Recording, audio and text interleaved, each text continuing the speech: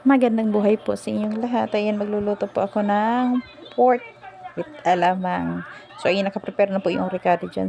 Sibuyas, bawang, kamatis, siling labuyo, at saka may luya. Ayan, igigisa ko po muna siya.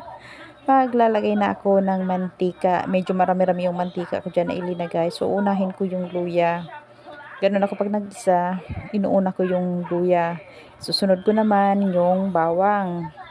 So, kaunting mekos-mekos lang yan.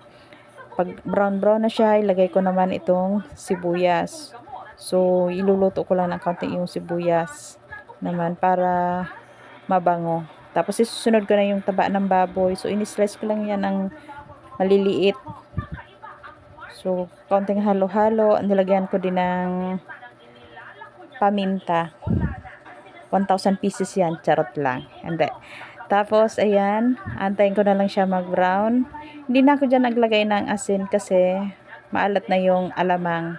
So, ayan, brown na yung taba ng baboy. Lumabas na yung mantika. So, ayan, nilalagay ko na yung alamang. Yung alamang, nilagyan ko na kasi yan ng asin nung isinangag ko siya. Kasi nung nakaraan pa yan na bili ko, so marami yan. Isinangag ko, nilagyan ko na ng asin at inista ko lang yan.